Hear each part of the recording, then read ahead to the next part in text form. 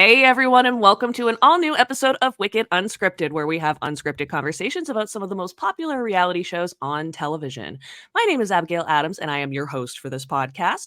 Joining me today, as always, is the lovely Sarah Talks Big Brother. We're not here to talk Big Brother, though. We are here to discuss the first 2 episodes of Survivor 45. So, apologies that we are getting to it just now, but we're out of hiatus. No more hiatus. We're more back. hiati. And in time, we're back. We're back, bitches. Miss us?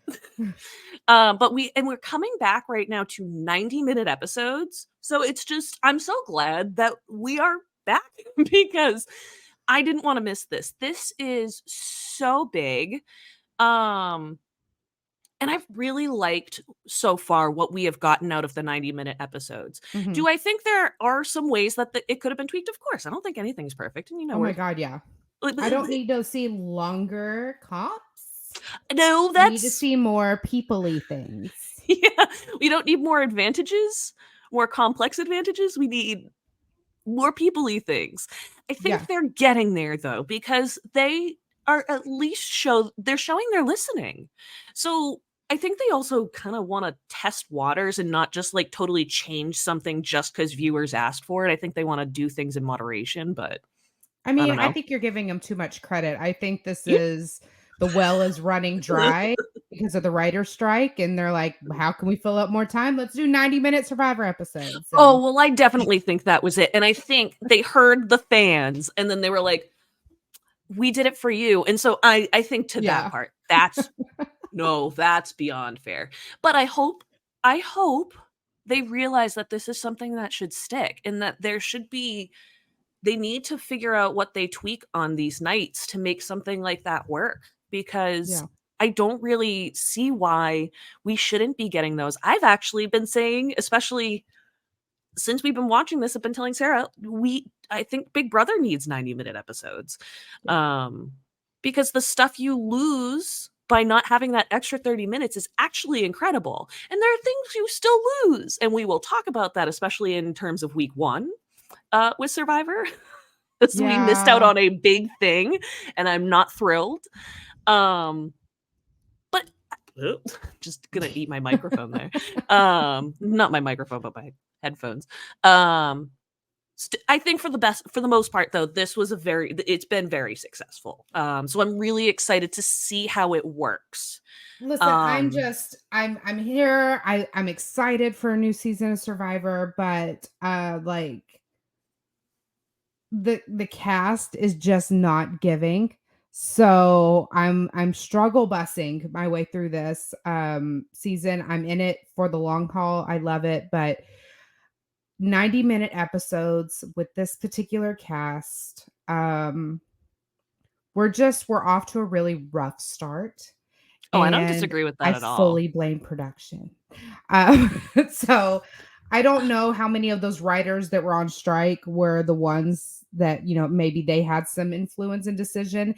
I can just imagine like an office space where like the actual workers were to go on strike and management's just trying to figure shit out, and how messy and ugly that would be. And that's kind of where I'm feeling like that's what I like to imagine is going on at the CBS office. So now that the strike's over, maybe things will turn around. So maybe I would like to think, though, I think my guess, and I pray that my beloved Jeff Probst does not take this the wrong way, but I think it actually kind of has to do with him in the way, not him entirely, but like the view that he has right now, where he has been hammering for the last few seasons that like we're here for the 7-year-olds, and it's like, I'm not trying to be mean, but like if they can watch if their parents are allowing them to watch a TV 14 show, that's fine.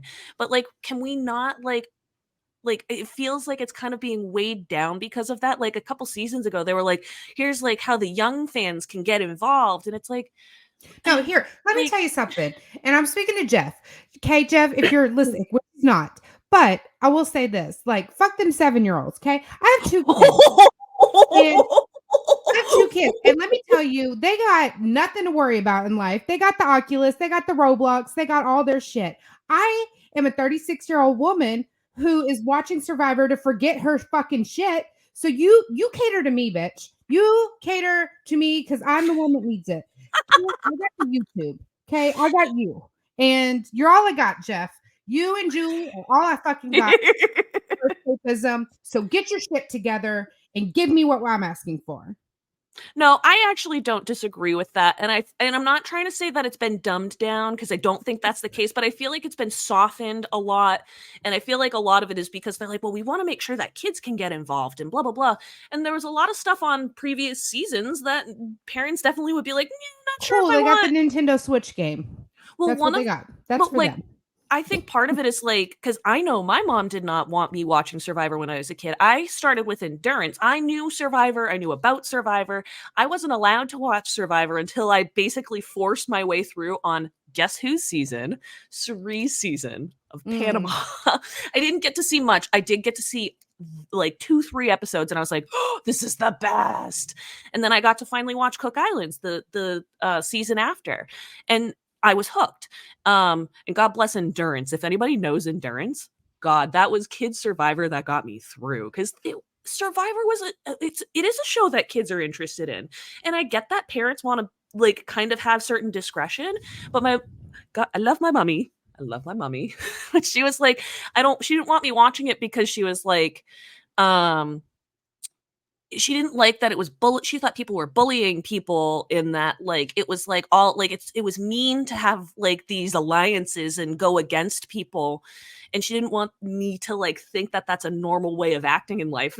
But to be fair, I'm like, but they're on an island playing a game. I would never think that somebody would me like, I mean, Jackson, my youngest is really, he likes it. He's not gonna sit and watch the whole episode, but like he's got Cody Peterson and shit.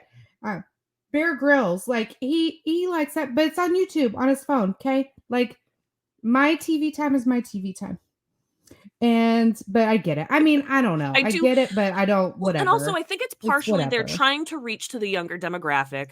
The demographic that they started with is getting older, much older, but I feel like they're trying to get back to what they had, because there were a lot of younger kids watching it back in the day, but it was because it was such a big phenomena. It wasn't necessarily because it was geared toward kids. It was just because it was so like entertaining. First of its kind. Yeah. Oh my God. But like, should I have been watching Big Brother when I started watching Big Brother?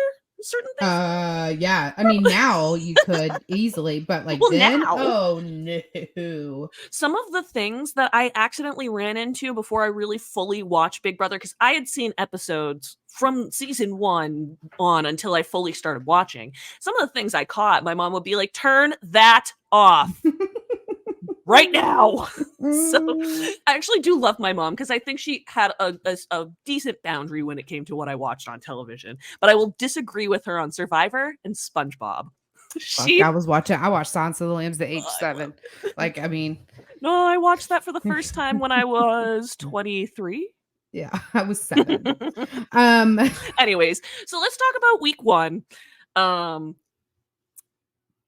I've been trying to find a way to not start with Lulu, but you can't just not start with Lulu. Let me put the graphic up so we can get to know the tribes. And so while she does that, I'm going to kind of get a little bit more informed. Wow, I just can't. Me speaks not today. The words are just not wording. Tribe. I want to give some first impressions. Because I feel like that's also important. I agree. So my first impressions, I was hilariously wrong by saying that Emily was my dark horse. I put that on TikTok, and everybody in my comment section, rightfully so, were like, well, this did not age well. Yes. So I will say, like, Emily right off the gate, I mean, she's 28. Her profile on I think it was Variety Magazine's like cast announcement says Washington D.C., but then her like on the boat on the way, like when we're introduced to them, it says she's from McKinney, which is like next door to me. Well, because what they do is they share their hometown and then where they're currently living. Some outlets, so I believe EW put both, but some outlets won't put both. They'll Put just pick both. either hometown or current. I remember not this, because was it? Yeah, no, last season for the Survivor 44 announcement, which I'm wearing their buff. I only put hometowns, and people were like, "That's not where they currently live," and I'm like, "Yo, I very much understand that. Did you see the word hometown?" Hometown, yeah.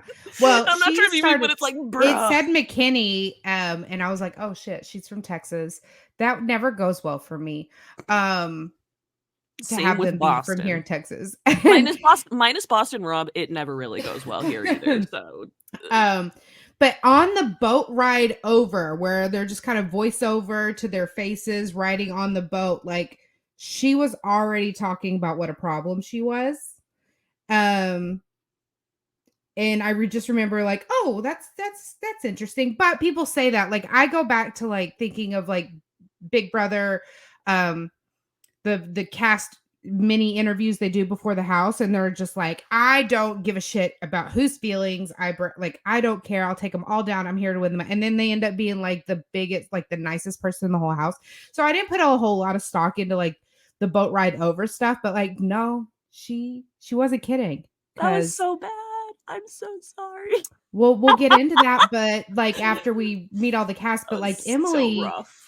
Emily popping up red flags left and right, like it looking like a clearance sale at Target.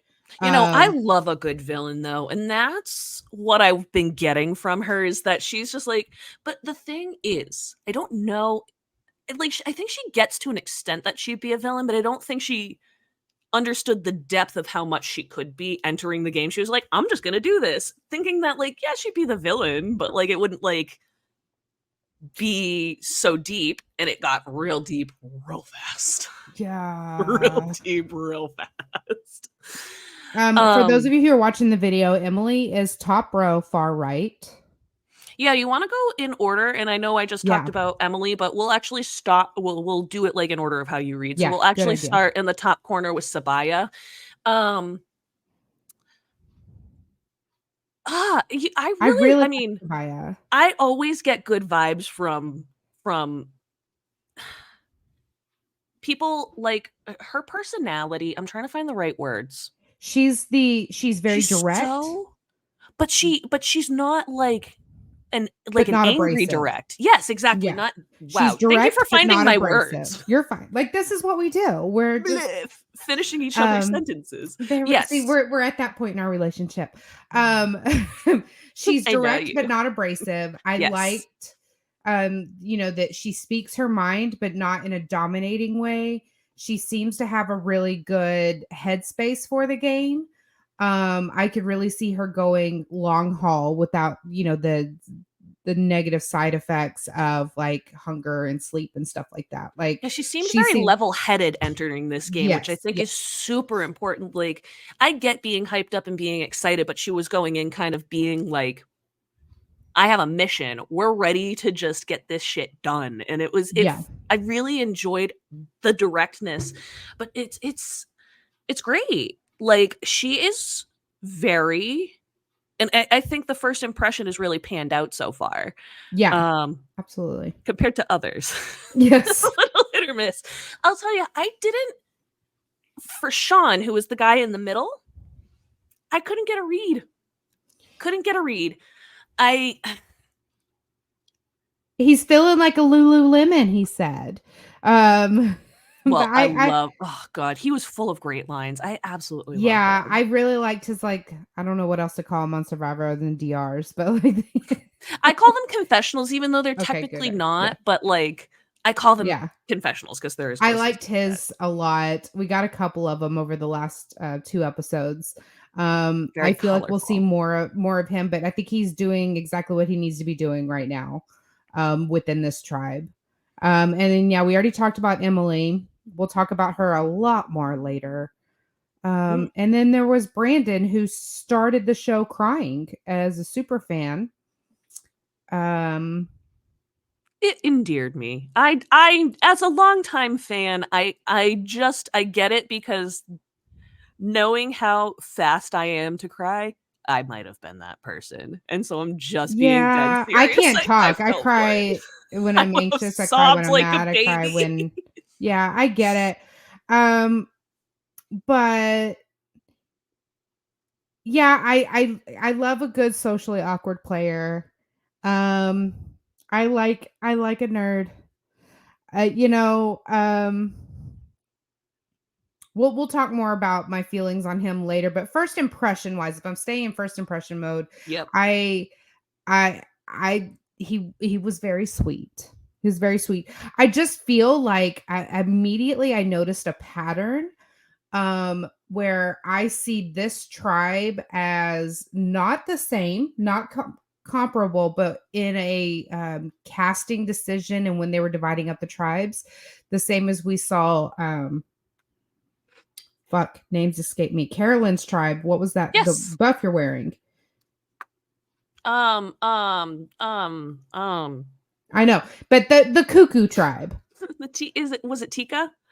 Tika. Jesus Christ. I, I can't. I There you're so many tribe names over 45 I fucking know. seasons. But I Keep feel them. like there's always a tribe that's like the competitors. There's a tribe of the thinkers, and then there's a tribe of the eccentrics. And I feel like this is where we started to see, oh, that's what Lulu is this season. Yeah, definitely. And I mean, they used to have them like very blatantly. They used to do like bronze, brains, beauty, and stuff like that. And then the brains tribe hilariously got decimated almost Yeah. every time. And they're like, let's not. Maybe the labels aren't great. I That mean, wasn't a decision, there's but a couple big personalities on the other tribes, but this is the one where like you have your personality standouts, like yeah. the the could be chaos, could be Caroline's. We Yup. the and then we had Hannah who gave me nothing. I felt nothing. I didn't get any read on her at all. Um so when we talk about how this episode panned out, I was blindsided because I didn't see it coming because I couldn't even fucking remember her name. I called her Uh, Hannah earlier in the episode and not Emily, right? Because I probably fucking pray I did. I don't know. I have I screwed up. didn't Okay, catch it. good. Okay, good. Because I'll just say, I screwed up their names so many times earlier, and I just had that moment while you're talking. I'm like, oh my god, did I screw that up? I'm just, and we'll get to this later, but I'm surprised with the way things panning out the way they did, why she didn't get more airtime. But I think that they were trying to do a blindside of sorts. So I don't know. I just didn't feel anything. And now I didn't feel anything. And then Caleb was He's an I interesting one for me. I liked him, but when I'm thinking back to the first episode, didn't know anything about him. He gives me I didn't have enough data to make a first impression. some Kyland vibes. Yes, very much so, but And like not not. entirely, no, because I think it's not the cocky side. I Yeah. think it's the strategic slick side that I'm thinking more about. That it's like, Yes. and the smooth talking slicks, like that part, not the. I think there's some. I don't want to call it cockiness. It's confidence. I think he's very Confident. confident in himself, whereas I think Kylan walked around very cocky around the Big Brother house. So I Yeah, think there's a I level of difference there, but I'm not saying episode that it's 2 we necessarily got to the see a same. little bit more Yeah. and I liked that side of him and seeing more of him in episode 2. But first impression wise, I didn't have one because I didn't know who the hell he was. Yeah, me Um neither. So let's talk about what happened on the boat before we oh, yes. even get into the next challenge, because we'll get into Bello and Reba shortly. Um, so starting with Lulu, we're going to talk a little bit about Emily because he just started everything off with a bang. And on the boat, before they can even get to the first competition, she gets into like a little tiff with Bruce. So Jeff asks Bruce a question about like something along the lines of like, do you think you have any experience? Like, what do you say to people who say you come here? And he's like, I have no experience, blah, blah, blah. And she's like, what do you mean? You were here for 12 hours. You did the boat ride in. You did do the first challenge, even though you hit your head. Like, you have been at you have experience over us. And she's like, don't act like that. And he was just like, what? And I think it's funny because even though I don't think it was necessarily the right way to start her game, because she did that in front of everybody. She did that in front of everybody. Everybody. And I'm like, these are your first impressions. You have no idea how your tribe's going to perform. You have no idea what is about to happen. Jeff could very well say, okay, Blue tribe, pick a member from each other tribe to be banished for the evening or something. And like, you just stuck your neck out in a very negative way. And I just remember, I was like, what is she doing? Shut the fuck up. Why? This is so unnecessary. It was so, unnecessary. Jeff is asking Bruce a question. By the way, Bruce, I'm sorry, him having an advantage because he's been so fucking bullshit. He got to that point, and Jeff even said, like, this is as far as you've ever made it. He got to do one challenge where he cracked his head open and he was out. So what fucking advantage do you think he has, Emily? Like, why? Like, I don't get it. I did not get, I was like, like, I'm here popcorn bated breath for the drama, but I was like, on a strategic level, are you wanting to go home, babe? Are you wanting to go home? I mean, I think she lacked a lot of social tact in that first episode, and this was the first instance of it.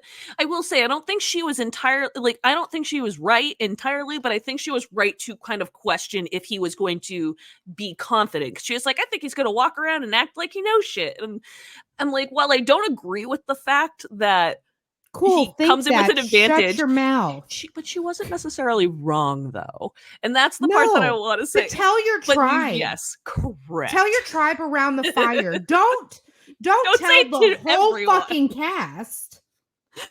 I don't like. Also, like what was the reason? Like, what? Yes. Why did she think, like, I've been sitting here trying to figure out, like, the logic behind that. And we should probably move on because we could probably just run in circles here. But anyways, it's so hard to, like, wrap your mind around that because none of it made sense more than she was probably just really hyped up. She does like to kind of call people on their bullshit if she thinks that they're bullshitting, whether you agree with it or not. She just But Survivor is just as much a social game as it is a physical comp game. Yes. And I'm sorry, like, Emily, you got to know that physical comps aren't going to be your strong suit. So, like, why are you killing the other 50% of what you got going for you? Me no. So after that, they did the first challenge of the season, and the winner got a bunch of supplies, and the two losers had to go over to play not Sweat or Savvy, but Sweat and Savvy, which I'm not gonna lie, I actually kind of liked this twist on this. So in that, yes, I do want to talk about it. But did you want to talk about those tribe members first? Oh, totally. I was just going to mention that very quickly. Yeah. So let's start with, we'll go through some Bello and Reba tribe members, and then we'll go back to Sweat vs. Savvy, and we'll talk about that. So first up is Brando. I already said this to Sarah. Why the fuck did they give us a Brando and a Brandon? Please don't ever do that again. I just think Marlon Brando, and they're so do opposite. Oh, so do I. Well, also, but like, can I just tell you that? And then when I think of Marlon Brando, though, I'm a John Oliver, not like fan, but I watch John Oliver, and so all I can think of is Marlon Bundo because he literally wrote a book called. I'm just like, can we stop? The way my brain goes down. I literally think of a bunny now. Because it's a bunny. It's a children's book about a bunny. Marlon Bundo. And I'm just like, oh my God. And so that's where my brain automatically went. I'm such a fucking dork. But yeah, he is my winner pick. I think he has some serious potential. Really? Yep. Mm-hmm. Okay. I think he has some serious potential. I think he's a low liar. He was my winner pick before we started the season, to be fair. Not somebody that I picked ahead of time, but that's really what you do. You pick winner picks before the season. So, I know it was really bold, but it's not. I'm trying to do this thing where I stop picking my favorites as who I think should win. And I try to just go with like logic and history because sometimes I really don't listen to my brain. So that's why I ended up picking him for my winner pick this season. If your winner pick comes up, by the way, make sure you point them out. Were they over on Lulu? No. Okay, good. Just checking. I also think this was a hard decision to pick out a winner pick this year because there were a lot of people that gave a lot of, I think they have a lot of possibility. So next is, I like what Brando's doing. I like how he is working with the girls, maintaining his relationships with, I feel like with Jake and Bruce, he's done a good job. I think he is in the best spot out of anybody in his tribe. I agree. Apologies. I just took a drink at the wrong time. You're good. Next we got Bruce, returnee. Perfect. With all the advantages because he played a whole fucking season and came back or some shit, according to Emily. I don't fucking know. But Bruce made it like one day last season. 12 hours. Yeah. 12 hours. And before he cracked, that was so brutal. And they showed Medevac it in the middle. episode. I need them to stop showing it. It's a lot. It's a lot. I remember they didn't show the other part where like he was off to the side and just the blood dripping down. And then he's like, you want to say the challenge, go? And he's like, oh, ready, go. While he has blood dripping down his face. Like, that is gory. He has like, he's got very dark complected skin, you know, like, so for it to be as like stark red and just dripping the way it was, and it just, oh my God, like, and the sand was all like, that's the part where I'm like, oh, like the sand. Well, and also they in it they always, I can't remember if they did it here, but when they showed the old when they did it like on the first episode, they like highlighted the crack sound, and I'm like, could we not? Yes, that makes me want to vomit because it's like crack blood, and then like the spray in slow-mo, the blood, and it was very gory. I used to work with somebody who literally, if they saw blood, they were either going to get physically sick in a matter of 10 seconds or they were going to pass out in a matter of 15. God. Like it was like you can't show, like, and they covered hockey. We were covering sports and they covered hockey, right? And so I think they need to pick a new cover. Anything to cover. No, but it's their favorite sport. It was their favorite sport. But anytime blood, they were like, I can't watch. Can you imagine like a UFC fighter with the same affliction? Like, no, can you imagine? Especially because of, have you seen that meme of the girl who's like, yeah, whoa, and she has like her whole face is just swollen, and it's a whole, oh my God. Meme. And I feel so bad because anytime I see that, I'm like, I don't even want to see that because that just looks like pain. No, thank you. Yeah. So I understand why, if they want to show some stuff about Bruce, but I think they've kind of, I don't want to use the word over sensationalize, but they're kind of getting a little close to it, you know. I mean, it was a big moment. Like, as far as Bruce goes, like, I really like Bruce. I think he's very charismatic. He is definitely a leader, even though he's trying to pretend he's not. He's just doing a shit job of it. Uncle Bruce. Uncle Bruce. Buddy. He does get a bit full of himself. I can absolutely see where like the stories and the people he's met and stuff will get old and tired, and it's definitely wearing down. He's a modern coach. I'm just kidding. Yeah. Yeah. But I really like him. He has a very warm energy. I was excited. I definitely to got see that him too. Back. Yeah. Next up is Jake, and I'll tell you. Oh, I fucking love Jake. So you want to know something? Get me to like one of these, you know, athletic males, but I like him. So I no longer live in this area, so I feel more comfortable saying this now. But Jake and I, and he no longer lives in this area either. Jake and I grew up like a couple miles from each other. He lived in a town that is literally right next to my hometown, and I live about 2 miles from our town's borders. So, like, depending on where we were in town, we grew up no further than like 5 miles from each other.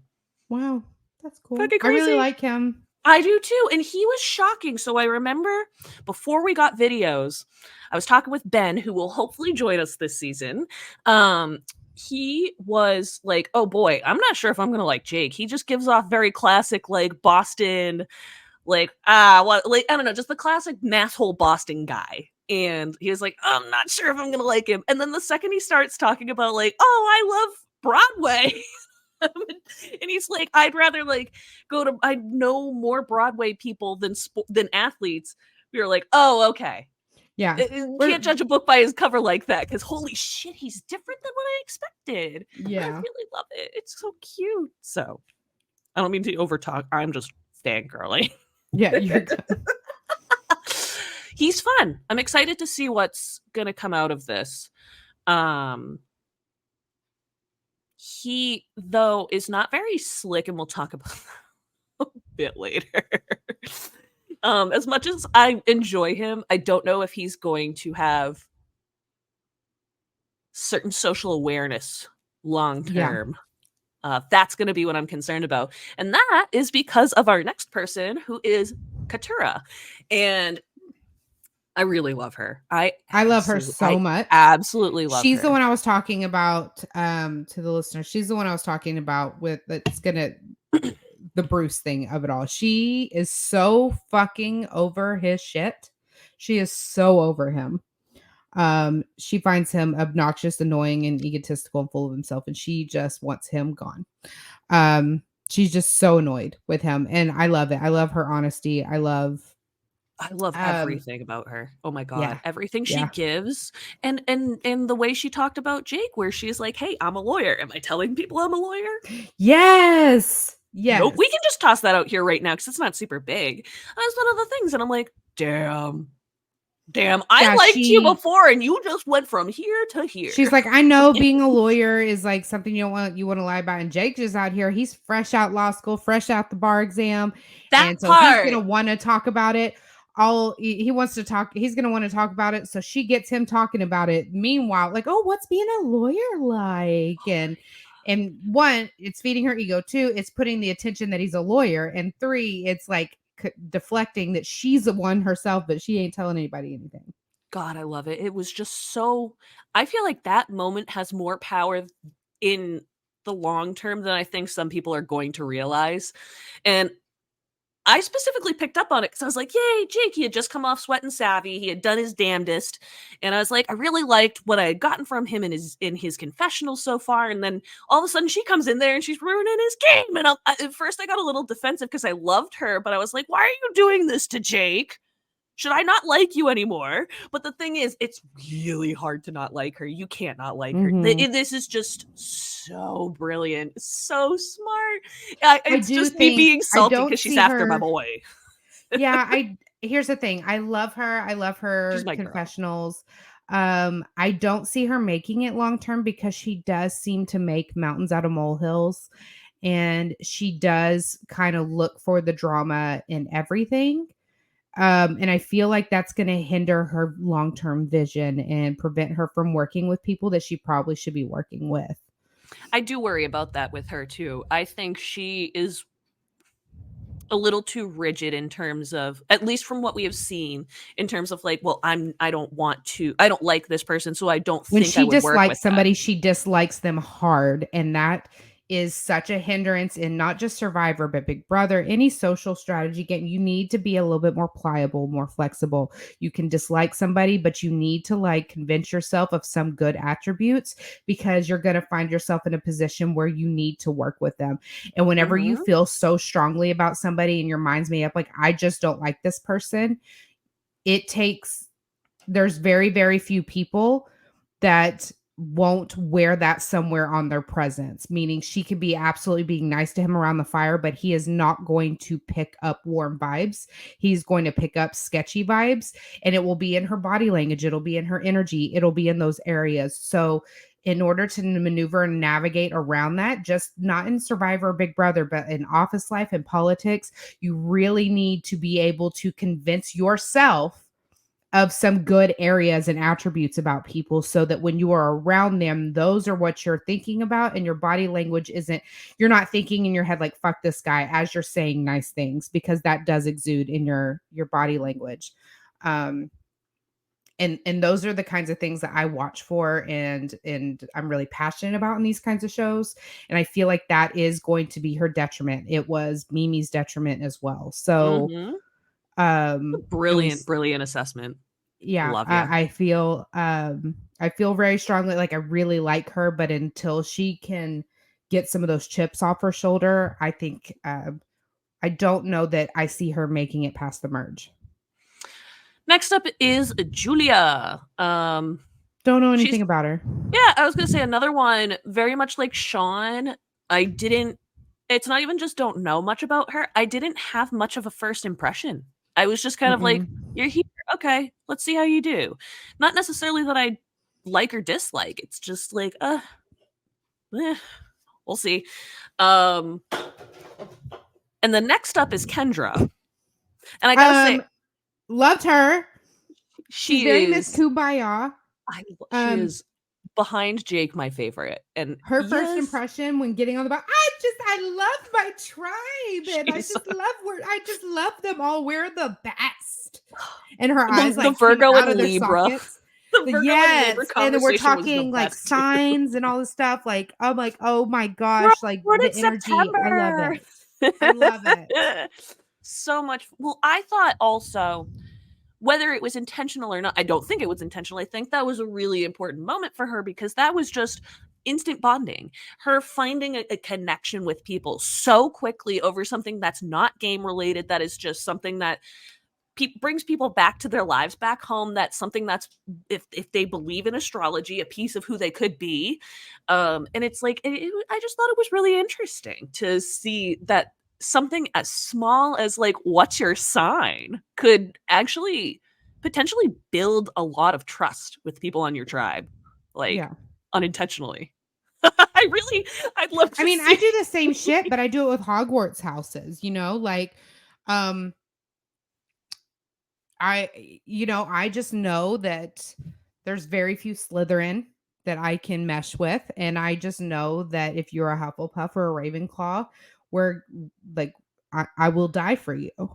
Um so I can't I empathize. I don't know a whole lot about astrology. Me I neither. or the signs and everything. I know that there are certain signs that I do gravitate towards. I have I'm very attracted to Geminis as far as friendships.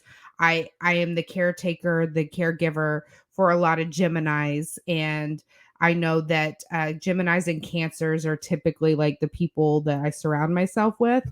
Um, As and she I speaks to a Virgo. I do have yeah, I do know a You're lot, like I good. do have a lot of Virgos too, but I feel um yeah, That's funny. and then my best friend in the whole world is a Leo, so it's kind of all over, but I do recognize like certain attributes that I get out, and I know mine for sure. I know my Capricorn self very, very well. A Capricorn um and a Leo, dear Lord. yeah, yeah. But I mean, I got her, I understood her, and I loved her enthusiasm, and she seems like a really fun spirit. Yeah, I love that. And I'm excited. I'm really excited to see where her game takes her. I think she's potentially being set up for a nice edit. Um, but we'll see. It's still early on, so. Last up is Riba. First up is Oh, Sifu. he is I something. love his energy. I really do. I'm not necessarily saying that like I think he's the best player or that he's gonna go He's far, but a muscle dork. Is That's what he is. he's a big He's old a teddy bear. he's a big old muscled dork, and I love it. I love a dork. I love a geek. And you could absolutely So see fun. that in I love him. him. So Yeah, much fun. he is fun. Um, one of the things that I'm excited to see, he has already stirred up chaos. And I don't know, I'm just curious to see what he brings, because it's like he's been put in a position where he's already kind of got a lot of eyes on him negatively. And I'm just going to be curious. Jesus, I keep recycling. I really apologize. He was the one that got caught looking for an idol, right? He was. And Yeah. that's where it's like, I'm like, buddy, friend, that's not what we need to be doing first couple days. We need to be a little more cautious, a little more discreet. I mean, I think the way he played it off was not okay. You know what though? If someone's just like, "Are you looking for out?" Yeah, the fuck I am. Why aren't you? You know, like we got shit to do. Like, why aren't you looking? You be looking. Well, I think Austin, who is actually on the very opposite side of the graphic that we have on the screen, bottom right, he's my winner pick. I'm not surprised. A lot of people have him as a winner pick, and I think he's a great winner pick. Not mine, but I can totally see it, especially off of the edit that we got in these first 2 episodes. I mean, I want a woman Survivor winner. That's what I want. J Maya right above him. I would absolutely freak. I would freak if she was the one. She is just, I love J Maya. I'm going to be completely honest with you. I can see anyone on the Reba tribe winning. Yeah, I think I could too. I don't see anybody here that like I don't like Katura, I don't see making it past the merge. I don't see anybody like I know that they will of it obviously, but I'm just saying like I could absolutely see a case for anyone in Reba to win. Yeah. Also, I just like literally, you want to know what's hilarious? I just called Kelly. I just realized while I'm like trying to like get my brain together, I literally just called Kelly Julie. Oh, and in the last slides, I didn't that catch shows it. where my brain is. You know what? It is what it is. The second one, is that Julie or Julia? It's Julie. Julie. Okay. She's something. She is. Again, I feel like there's one person per tribe where I don't get a full read on them, and she is that person on this tribe for me. I didn't understand the crying while making an alliance bit. Yeah. When her and Drew realized they wanted to work with the same people, and she started getting emotional. I was like, wait, what is happening? What? I gotta say, Drew gave it before I watched, and Drew is giving it after I've watched. How the fuck did they find Michael Bruner 2.0? How? Yeah. How? I mean, that's better than the Napoleon Dynamite Icy. He's tall as fuck. He's so fucking tall. I think that's part of why I see that. Why? He's so tall. I need to know how tall he actually is. Like, let me see if while we're talking about this, if I can like quickly Google that. Well, so the next on the top right, we already kind of touched on her, is J Maya. Love. She's a singer, songwriter. She's very talented. I've watched all of her TikToks now. I really, really like her. She has a good personality. I knew, like, I love that she was trying to cipher the sign right away. She's up there with Kendra for me. Yeah, I really, really like her and her personality. I hope she makes it very far. And then, yeah, to Drew, Bruner 2.0, Napoleon Dynamite of the island. He wants to be king of the island. He wants to work with literally everybody. He was giving some Renaissance analogies. He was giving like medieval analogies and shit. Like it was just he's adorable. He is absolutely adorable, but he's also playing the game very, very well. We see him, and we'll get into it in episode 2 for something, but like we get a lot more from him in episode 2, and all of those things I felt like make me feel very good about his place and standing in the game. Yeah, I agree. Did you find out how tall he is? No, it doesn't say. Okay. Well, D's the next one. And I think we need to bombard Jeff Probst and Rick Devens and be like, you have to tell us on the next episode of the podcast how tall, because we need to know. It is pressing. We want to know. Pressing information. Anyways, next is D. This is D. Yeah. I like D. I do too. I think she could be a dark horse now that I've watched this. She could really sneak in there and screw some shit up. I don't know. Yeah, I like her a lot. I like everyone on Reba a lot. Reba's a fun tribe. It is. It is. I want more of them. They did get a lot more airtime on episode 2, and that just kind of really solidified for me, like, okay, yeah, they're the ones to watch. But then we have Austin, my winner pick, and I love everything about him. I think he brings great energy. He's doing a great job of working with the right people. He, I love a good cutthroat villain like player, but I'm never gonna root for the villain. And he definitely has hero energy, but like winner hero energy, not like too pure for the game energy. Yeah. So I'm really excited to see what he can do. Yeah, I am too. I think you've taken a lot of what I wanted to say, and I think my bad. No, you're girl. I have been all over the place in this podcast. You are fine. I think I fully agree. I'm really excited to see where things go. Compared to Sifu, his idol hunting strategy was much better, because that's how you should be looking for idols, is, hey, I'm grabbing firewood, and because you actually are grabbing firewood. It's not like you say, I'm doing something, and you go off and then don't bring anything back, or just dip out and nobody knows where you are. There's a lot of differences. So I think that Austin is somebody that I'm excited to see play out. I think the pieces are there for this cast. It's not that I think that this cast is entirely unwatchable, because I think they actually have a lot of entertaining people. Aren't they meshing the way that we need them to mesh to have a crazy game? It is still early.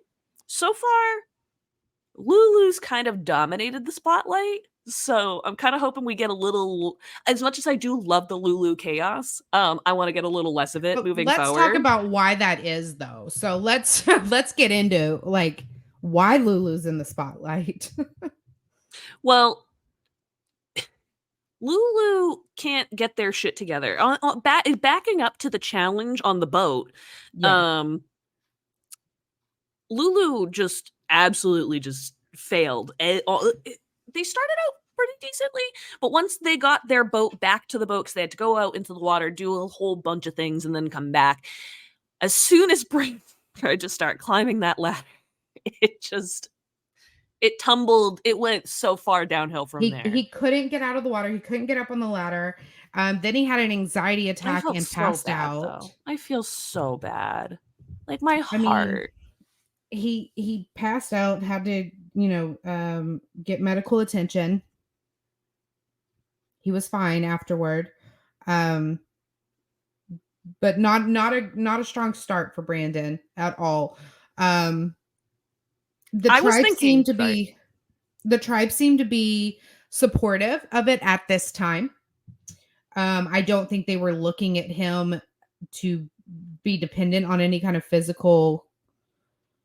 They weren't depending on him for physical comps, so I don't think anybody was too taken aback by what had happened, and he didn't suffer too many like social ramifications from this particular incident. I think everyone was more concerned with who the fuck is Emily and what the fuck was that. He really lucked out that had happened before, because I think that would have hit different had she not done that. And I'm not saying that they wouldn't have had empathy for him. I just think that it would have been a different feeling. They had bigger Emilys to fry. Yep. Unsurprisingly, Lulu did not win, so they had to go on to Sweat vs. Savvy, as did Reba.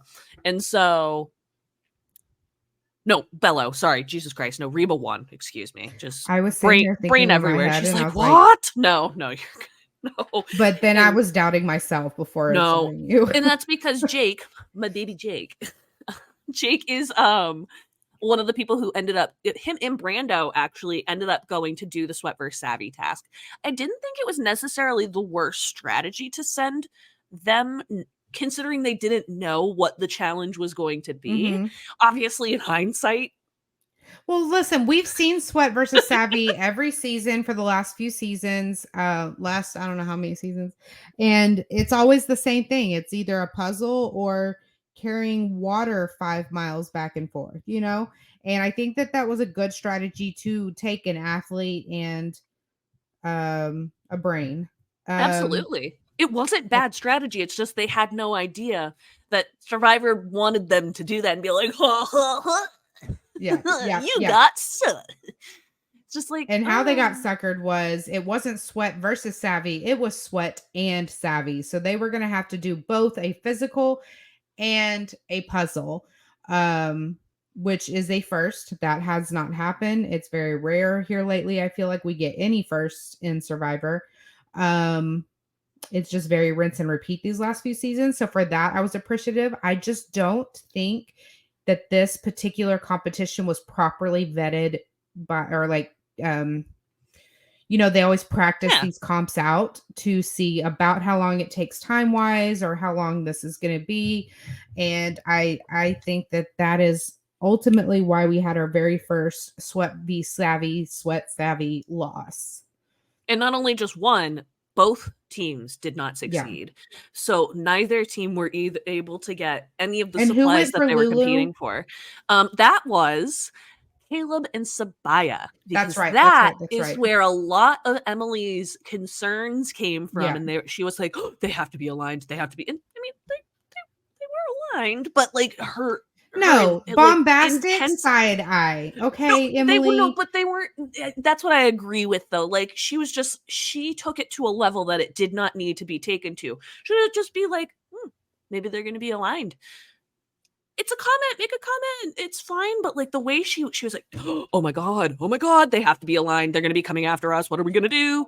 And like she went from like, and it was also about like, how can we make sure that we use this opportunity to screw them almost, and be like, how can we get an advantage while they're not here? And it's like, Jesus, that's pretty cutthroat for people you have not met and don't know and need to get to know. Because to your point earlier, what if she wants to work with them in the future? What if she needs not just to wanting to work with them, but come on, in the year of our Lord Beyonce, and Twitter being what it is, in what universe do you think Twitter is not going to fucking demolish you for picking a fight with Bruce, a black man, and then picking a fight with the 2 black people on your tribe? Immediately. What the fuck hell did you just do? It's the most what the fuck thing. Was that? I don't know what just happened, but that was fucking amazing. I hope you are watching this right now, because Sarah does have balloons pop up on her screen while she's like angrily talking about something that was. Where the fuck did those come from? What? What was it? Like some kind of fingers, a StreamYard? What the fuck was that? I am dead. That's staying in. Okay. I just apologize to the audio listeners, because that was fucking amazing. Oh, I'll make it into a so TikTok funny. clip. Oh but my god. I wasn't even touching anything. Watch, you're gonna do it again. You're gonna be like, bleh, bleh, and this gonna be like balloons. No, because we were having a serious conversation about like it's the internal bias that shows. It is. It's very much that. It's very, very much that.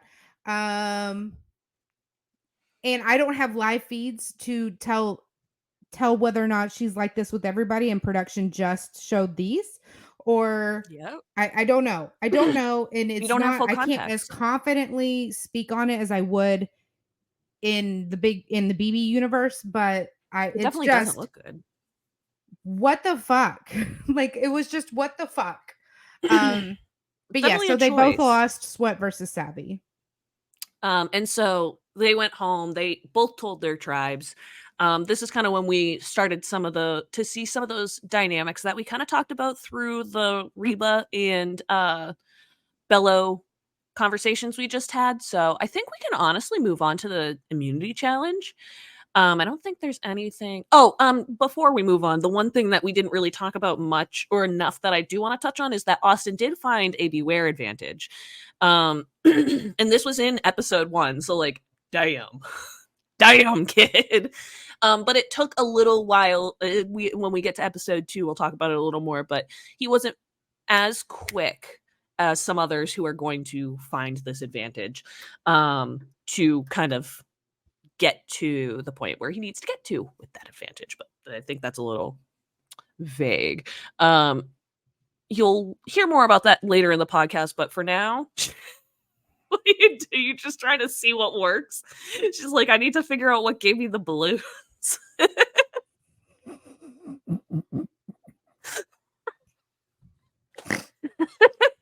Okay, I'm sorry. Go on. So we move on to the challenge. There's really not much to talk about when it comes to this challenge, just besides it was. Wait, let me guess.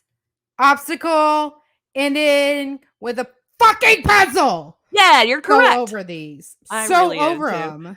I am too, and it wasn't a really one of my favorites. They recycle these competitions every season. It's getting frustrating. It was one of those obstacle courses that ended in a puzzle, of course, and we had the Lulu tribe absolutely failing. Just struggle busing through the entire thing, especially that ramp where Brandon took. Emily took a nasty fall too, but dude, Brandon, oh my lord, like he just fell down there and looked dead on the ground. And I was like, how are you doing this? Are you okay? Like, that was just there was. I think that was the moment that started getting annoying for his tribe mates. Well, and I don't disagree with that. I think like, and then you also got Jeff screaming, "Let's go, Brandon," which has been memed more times than I would like. But yeah, I agree. It definitely started rubbing his tribe mates the wrong way at that point, because they were like, well, Jesus, if we're going to get through challenges, what the hell are we going to be doing if we have to constantly go through obstacle courses? You know what I mean? Yeah. We've talked about that before. It doesn't necessarily have to be a male versus female thing or anything like that. It's just that if you're a stronger player, which tends to be bigger, bulkier men, you're going to have a better time with these challenges. If you're just somebody kind of coming in, there are challenges that would have very much suited Brandon much better that they used to play, and that he would have been able to definitely at least have some. I mean, he still screwed up the puzzle, let's be honest. He wasn't great, but at least there were things, and that was in the second episode. But it's just there are ways that they could be doing this to kind of make it a bit more even playing field in the competition sphere, which again, I think you and I have talked about ad nauseum, both on TikTok and on this page or on this podcast. Anything else you want to talk about before I move on to the other stuff? No. Okay. Emily quit. Yeah. Hannah quit. Jesus, I do that every time I had it. Hannah quit. Thank you. See, I had it wrong because I do that all the time. Okay. So yeah, Hannah quit. Reverse rewind. Which, like, what? It was really frustrating. Yeah, at tribal council, she was like, listen, I will do anything to not be here anymore. I want to watch this show from my bed. I cannot do this. Here. And I'm like, you've been there 3 days. Granted, it would take me 45 minutes to be over it. But I'm not signing up to go on the fucking show. Correct. So I agree. I just Jeff was so fucking pissed. And I agree. I mean, it's one of the maddest I've seen Jeff. Yeah. Ever. I just want, my question is though, who's fully to blame? Or is is there blame to be shared? Because I don't know if she's fully to blame for this. I think casting should have been able to be like, it should have been, I don't know, there should have been a way to figure this out. I feel like someone like her shouldn't have been able to slip all the way to the end. I just don't know how these kinds of things aren't.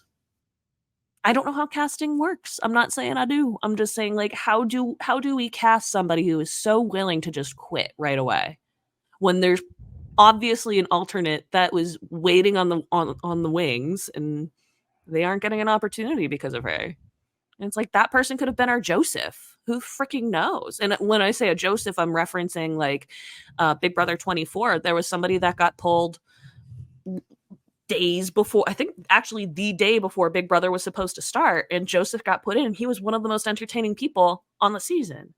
So it's just like, and I get, you got to take risks in casting. You think you put together the best cast. There's nothing perfect, but it's just like, how does this happen? It's a serious question. I don't know how this happens, because it should be pretty obvious, because she said she struggled with 3 big things. She struggled, the least of it was sleep and food. 4 things, I guess. Sleep and food were like at the bottom. That's shit everybody deals with. But she was like, I just didn't realize that I couldn't sleep without my fan and my this and my that and my this. And I'm like, you should have realized probably when you like do 10 things just to fall asleep that it's not going to be an easy time for you to fall asleep out in the jungle. But the 2 other things, and this is one probably more than the other, but these other 2 things I think were more significant. She said she was very much struggling without caffeine. She also, some of these came out in her exit interviews, by the way, so it wasn't all that was shown on the show. She said she was struggling with the lack of caffeine in her life, because she was like, I drank multiple coffees a day. She was also struggling with loss of nicotine, which is something that is so frustrating, because we've seen that issue on Big Brother. I would have thought that issue would be avoidable on Survivor. Yeah. Like, you know it's happening. You know it's coming. I don't know. what? Get some patches. Oh, I thought you were like hinting at something. I was like, what is happening? I don't know. No, I'm just I saying, got like, you. it's You. not like they just Right. come and scoop you up out of your house. Like, you're applying Yeah. for the show. You know what's When about to happen. she had them, that she would use them, but it's like, but it's gotta be something, like, I don't know. Again, I don't think that that's a full blame on anybody. I think that's both parties need to take responsibilities. That should have been something that they're like, are you sure you can handle this?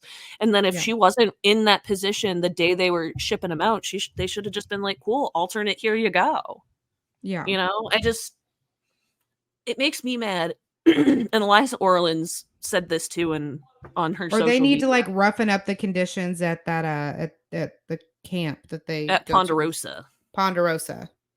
Yeah, they gotta something's gotta happen right beforehand to make sure that everybody's really ready for Survivor. Because sometimes it happens, like, you contract a thing and you're not feeling well and you have to be medevaced, or you're like Bruce and you hit your head. Stuff happens. But when it's stuff that you can control before the game, it's really frustrating, because there are so many people that want to be on this show that have put, and there's an alternate that was sitting there that put so much time and effort into the show and just became an alternate instead. Yeah. And this also isn't the first time that Survivor has had an issue and had somebody leave right away. And it's like, how did we not see that issue before? I cannot remember his name, but the gentleman who had, I believe it was a gentleman. They may have gone by they them pronouns. So let me just actually correct myself, and let's just go with that. So I apologize. But there was an individual who was pulled because they needed a certain medication. I believe it was lithium that they couldn't access on the island. Or because it wasn't healthy to actually do it with the conditions they were living in on the island. Yeah. So it's like, so then why were they cast? Yep. I'm not trying to say they shouldn't play. Either there's something that you do to, and if you think it's an advantage, then they can't be cast. I don't know. It's just, I don't know. I don't get it. I don't get it. This is poor casting. It's frustrating casting decisions. I do believe Big Brother and Survivor currently share a casting person right now. Yeah, that checks out. I don't think that casting person is my biggest fan, based on what I can and can't see on TikTok, but that's where I'll leave that. So yeah, the only other thing I want to talk about with week 1 before we move on to week 2 is that there was a whole ass advantage that we didn't even get to see. And it was Kendra going she went over to Lulu. She spent time with Lulu, and then she had a goddamn vote to cast at tribal council that she attended. She attended the tribal. She watched the tribal. We didn't even see it. Yeah. Whose decision? That was a bad choice, in my opinion. A bad choice. I think that they went into this needing to edit footage to convey how much trouble Emily was in. I get it. You're right. And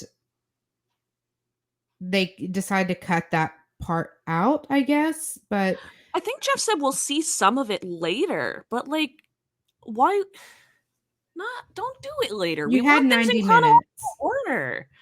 And some of the stuff we got was just kind of like, I don't know. I think about it like, you and I make TikToks, right? And it's the same concept. Like, there's very similar editing concepts to making our tiny little videos than there is that big ass show. If there's conversation that is not needed, you cut it out. If there are words that you don't need, you can go in and cut it out. That's like why they have Frankenbites. And I know I'm not out. Oh yeah, cut it out. But like, I'm not a fan of Frankenbites. I'm not saying I am, but if you have to Frankenbite something together in order to move the story along, that's why we use them. And it's important to make sure that they're used really for those situations, because we only have a limited amount of time to tell a goddamn story. And it's important because if that's going to come back in the past, I have had this massive criticism of Survivor for the last couple seasons of too many flashbacks. I don't want flashbacks on Survivor. I'm here to watch things as they happen. Like, and it clearly we're not done with the flashbacks if we're probably going to get to see this challenge or this twist come back that we never knew about. So interesting choice, to say the least. Yeah, that brings us to week 2, which I said this before too. The episode name is just Chef's Kiss. And it's also like one of the best quotes we've gotten in so long. It's brought a bazooka to a tea party. Like, bro, that is quite the analogy. I love it. And I liked this conversation. This was what I was kind of talking about earlier with getting to see this side of Caleb. Absolutely. I don't love this for him working with her. I don't want him sticking his neck out for her. But I liked seeing this compassionate side of him. I think it was important, though, because I think that's a major part of Survivor that some people really significantly miss, is that compassion goes a long way in this game. Even if you don't plan to keep somebody till the end, it's all about social play, and it's not about outwitting. I think that's a part of outwitting, even, because you're smart enough to understand that has an important place in the game. And keeping certain people on your side until you don't need them anymore. And I think he's worried about what their numbers could look like if they enter a merge and like Lulu just gets decimated, because what are they going to do? I think he just wants to make sure if they can pull themselves together that they're not in the worst position possible. Yeah. And I do really believe the remorse that Emily showed. I think she understood how much she screwed up. I don't know if she knows the full extent. I'm not going to because obviously I'm not in her brain, but you could tell she knew she messed up. And I just felt I think I'm just so empathetic. My heart really does go out to her, because not that she made a good choice, but it's I get getting super amped up about the game and then just overplaying to start because you're just so ready and you aren't controlling certain motions as well as you thought you would. And I don't know. I'm not saying like, oh, I like her now. It's just like I felt compassion for her as well, and as Caleb did, you know. Yeah. I don't know. Yeah, that's where I sit with that. Brandon also ended up finding Lulu's beware advantage. Yes, but didn't want to use it or didn't Well, want it. that was the thing. He, instead of keeping it for himself, he's like, I don't want to lose my vote. At first, I was like, not the worst idea if considering the position he's in, right? But I gave it to Sabaya, and I was like, considering the position that he's in, that he absolutely needs it. But losing his vote, and he can't guarantee that he would be able to solve the, because like if he's already failed miserably at 2 challenges, how could he guarantee himself being able to find that what he needed to? I'm not saying that he couldn't. He didn't have enough. I think the big criticism is you should have enough trust in yourself to want to do that, especially as a super fan. I don't think it was the worst decision for him though, but it didn't pan out. So right. I think the question is, would he still have gone home in this episode had he not made that decision? I think the answer probably still would have been yes. I feel like that it was kind of ultimately a moot point, but I thought it was interesting nonetheless to see the decision, because now that instead of that beware advantage just being swept out of the game and potentially replaced, who knows?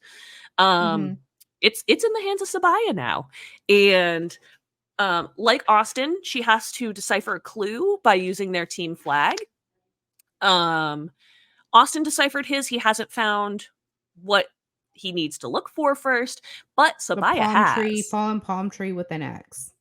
But Sabaya has found her clue. She found it after. I liked that. They're like, there are coconuts up there. This is not a coconut tree. They're like, fishy. That was really smart. And so I think this is a fun thing, because what Sabaya found was a candle, and they're like, you have to melt this candle. I loved that. In order. That is, I can be critical of twists and stuff. Brilliant. That's great. Especially because Lulu has been struggling to keep their flint. So without fire, she can't melt it.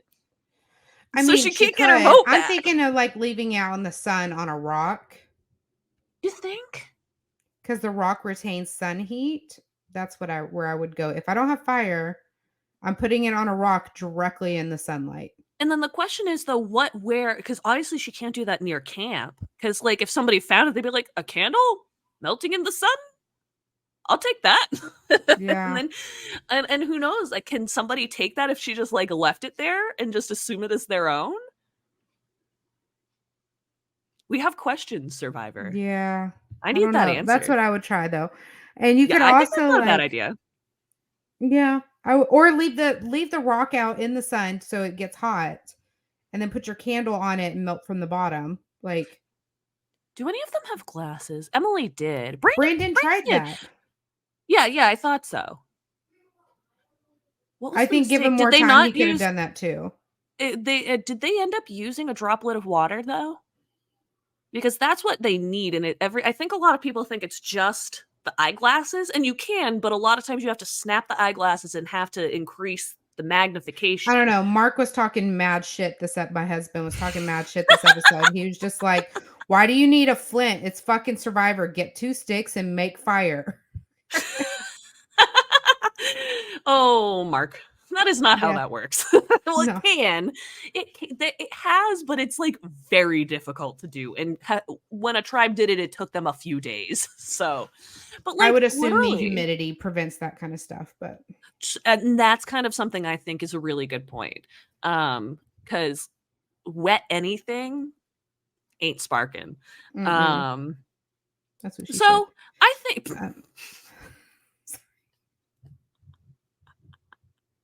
That was great. That was good. It's a reflex. I can't help it. Sorry. I walked right into that one. No, because I do the same. I'm the same. So you're fine. I just walked right into that one. It's like back when I did the podcast with my old partner on Big Brother Breakdown, the old podcast, before this changed into this. We were talking about season 8, and I would just, instead of calling him Evil Dick, I would just say Dick, stick? And he's like, you gotta stop. You gotta stop, because you just keep making really accidental innuendos that you just I'm so bad at that, so I get it. So anyway, yeah, I like that it's in a candle. Mm-hmm. I do too. Not a ton of other stuff to really go over here before we get to the journey. I'd say the other really important thing is that a majority alliance has formed on Reba, and it includes Drew, Julie, Austin, and Dee. So just wanted to note that very quickly. So here we have Bruce be Brucin. Bruce. He was extra Bruce on the second episode. Well, and that's where I defend Emily a little bit in her analysis of Bruce, but she didn't go about it even remotely correctly. Like, that's something she should have kept to herself. Wasn't even entirely accurate. She was like, oh, he has experience, therefore he will be cocky. I was just like, I mean, just cut out that first part, and she was pretty not necessarily wrong. He's like, I don't think I'm not trying to be the tribe leader. I'm not trying to rule this tribe. Literally ruling the tribe.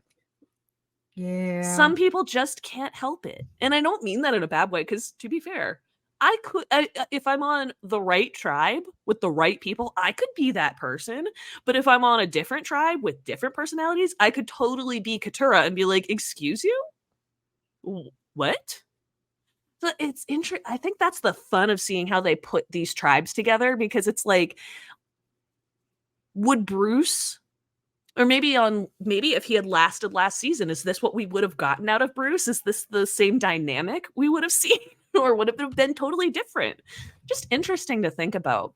So he ended up going on this journey for Bello.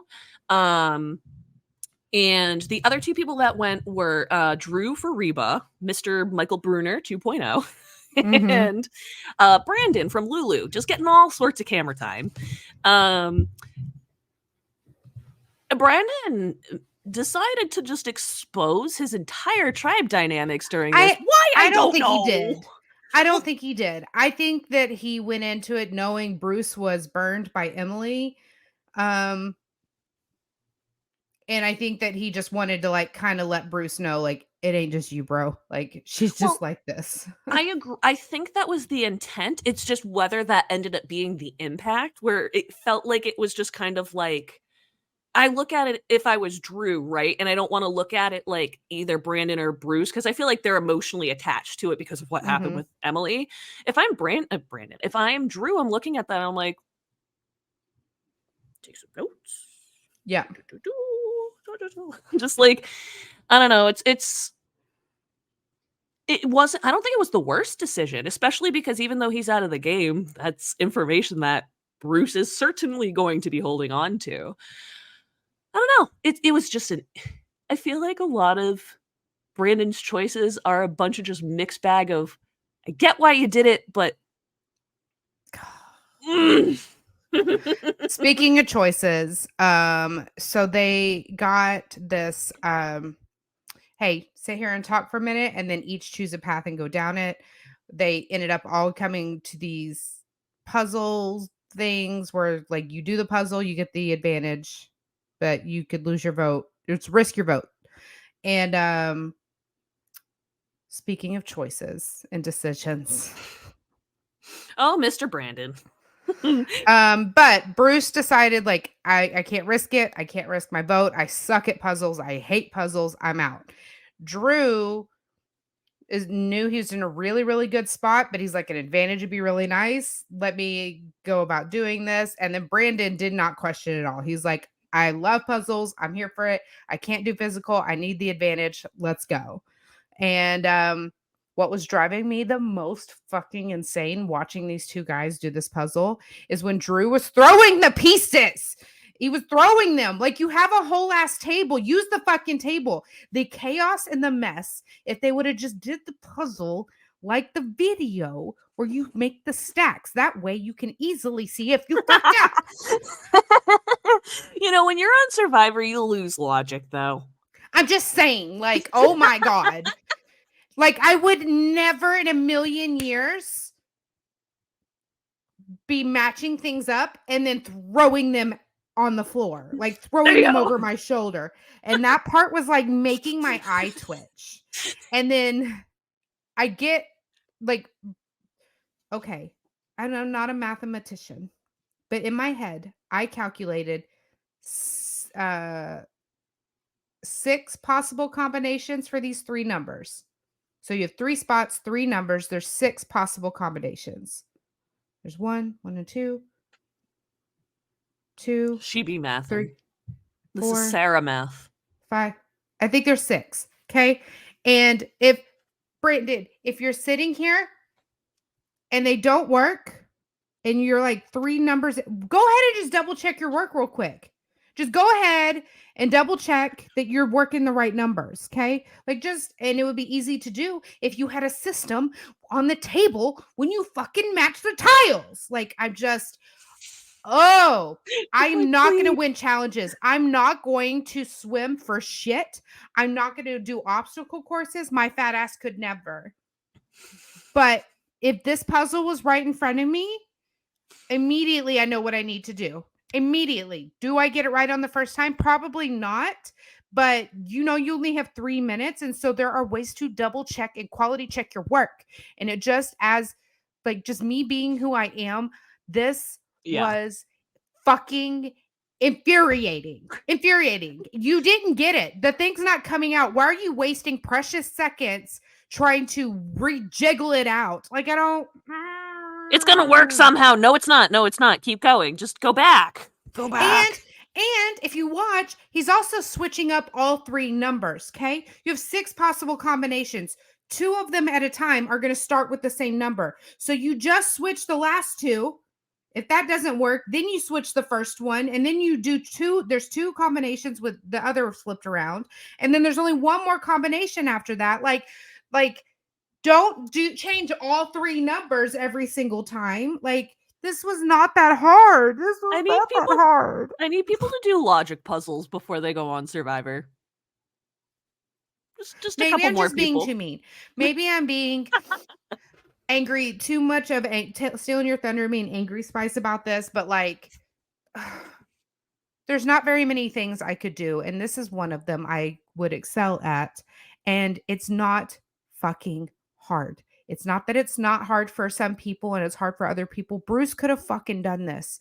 It's just basic logic. I don't know. And I'm getting, maybe the camera's on you, there's a timer, you're stressed, your game's on the line, blah, blah, blah, but fuck, it was so frustrating. It was so frustrating. It's valid. Drew did end up winning it, though. He wound up with the safety without power advantage. So I think it's kind of interesting. On paper, I like it. I'm just curious to see how it's going to actually play out. So what it is it allows him to leave tribal council before the vote.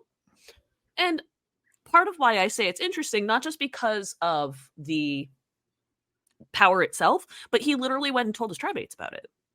I loved this, by the way. So, all right. So he can leave tribal council before the vote, and he cannot be voted when he uses it. Okay. Mm-hmm. It is good up until there are only 10 people left in the game. So definitely interesting.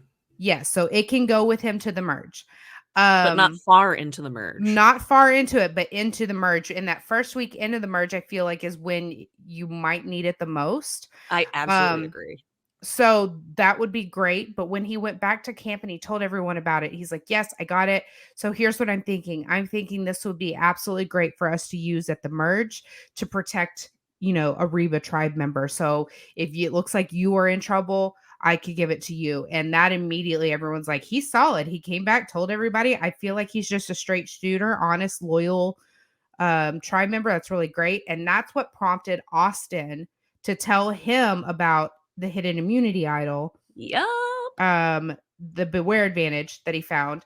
So that they could work together to get that, and they solidified a long-term alliance, which I am obsessed with this. I love this. I do too. I feel like these two are going to make it really, really far. Austin was my winner pick before. Drew was already really impressing me, and to see these two come together just really solidified. I'm going to see these guys in the end.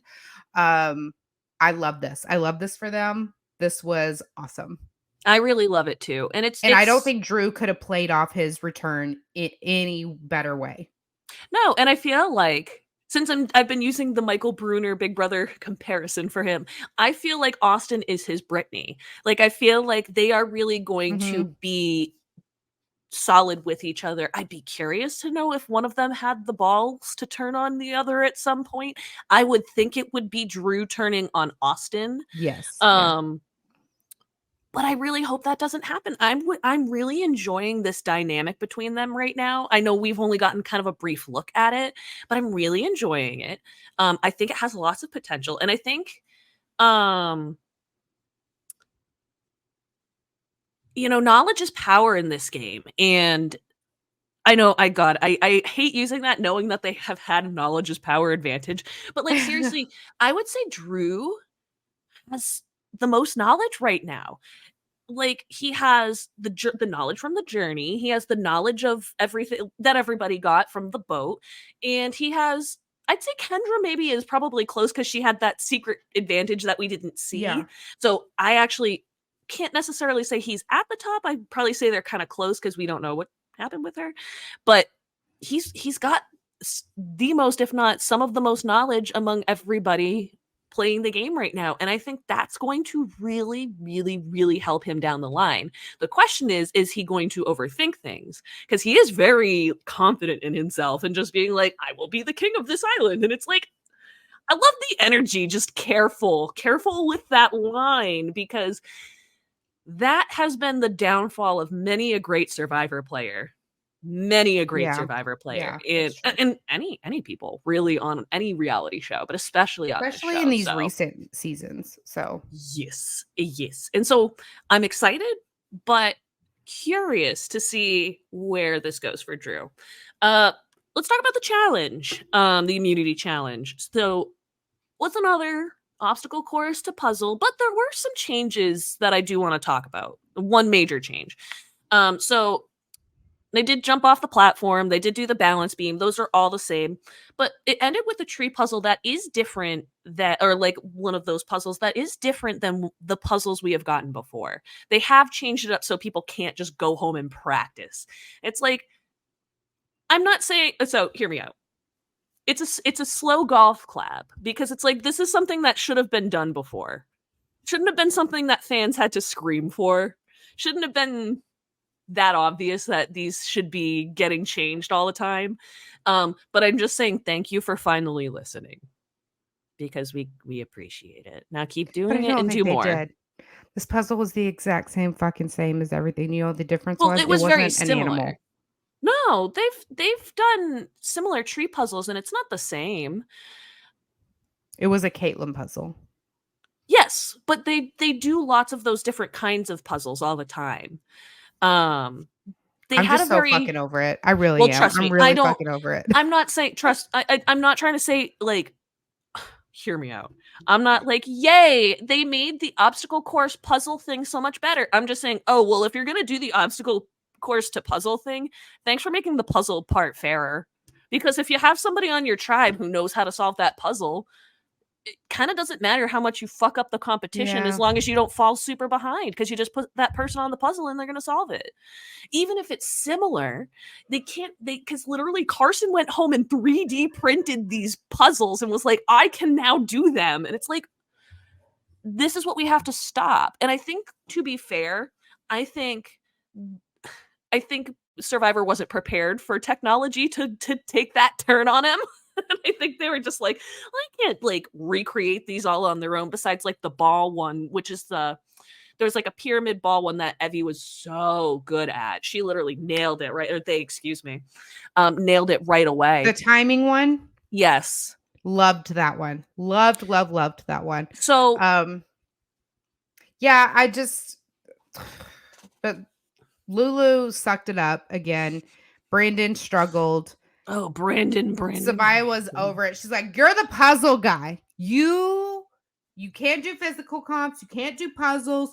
You lost a puzzle on the island thing. Like, what, Brandon, what are you doing? What are you doing? The thing is, so I love Sabaya. So Lulu lost. Sabaya,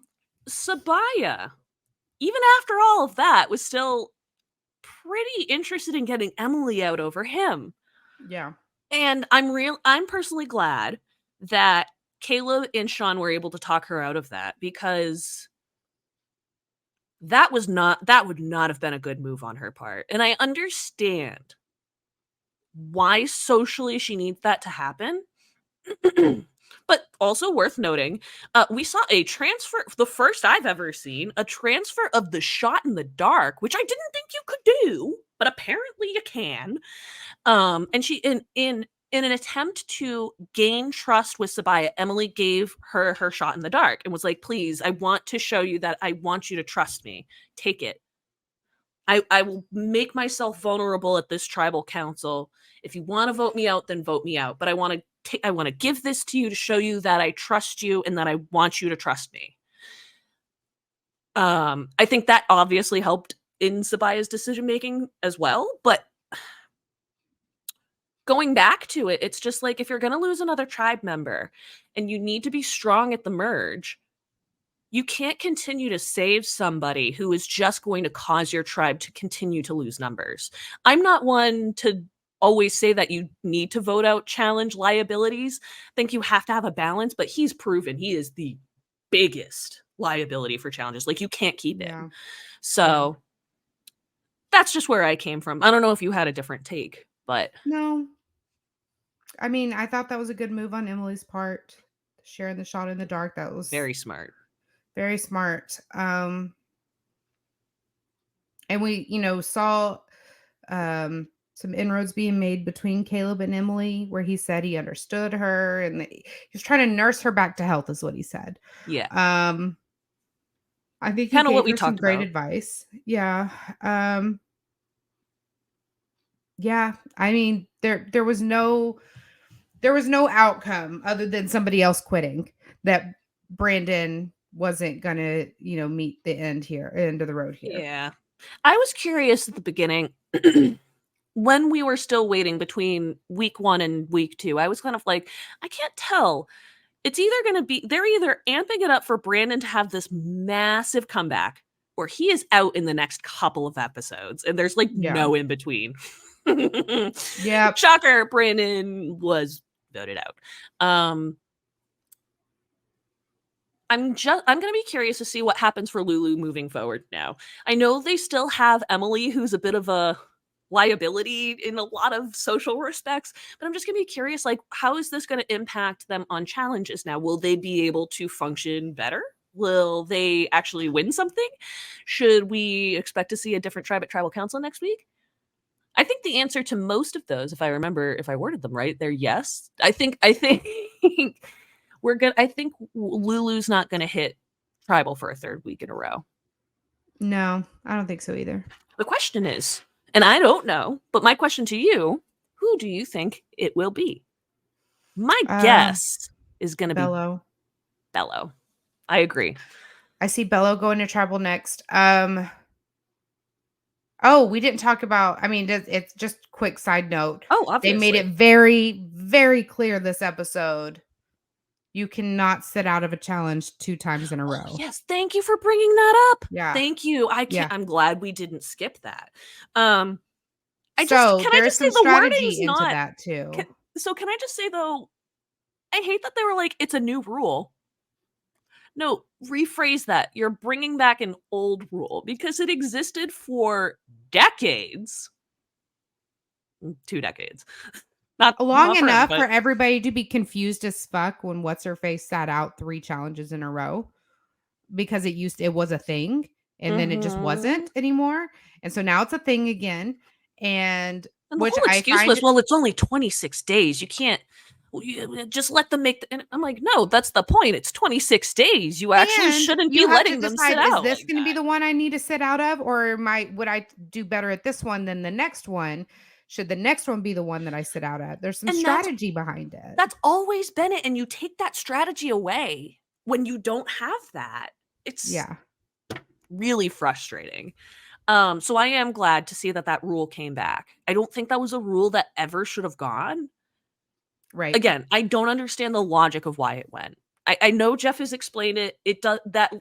The math ain't math in there. It never did for me, and it never will. There is no reason that you should have taken away a sit out rule in a shorter game. No, Like, I just, not at all. how does that, do you know? Anyway, I just wanted to bring that back up because it is, I think that's a great way to end all of this. Yeah. But I don't know.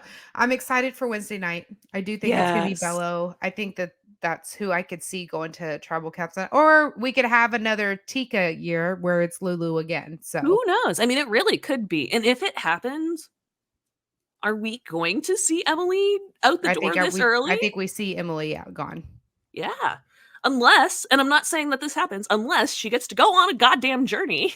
She gets as things stand right now, if we were to have a tribal for, I see Emily from Lulu. I see probably Bruce from Bello. I do too. And then for the Reba tribe, Reba's hard. I'd say Julia, Julie, Sifu. See, I only say him because of the social, like, what the fuck, dude? Because they're just like, they don't know what to think of him. I don't know if I have a full read on Reba just yet for that. I think you could be right, but I also think I could be right. True. I really don't have a full. But we'll see you on Wednesday. I'm just trying to think. Yes, I think, yeah, Wednesday's going to be really fun. Wednesdays are very busy. Before I do our full outro, let's just talk about the fact very briefly. We have so much that we are going to be covering on this goddamn podcast. My God. Oh my God. Somehow I'm going to be getting amazing race coverage in here some point. I don't know how, but we're going to try. We already have Big Brother stuff. That is just insane. We got Survivor. Now I gotta go turn and look at my board. House of Villains. House of Villains is starting on Thursday. Why the fuck is that on a Thursday? We have Big Brother. If you're watching Buddy Games, I'm not. You have Buddy Games. You have Golden Bachelor and Hell's Kitchen.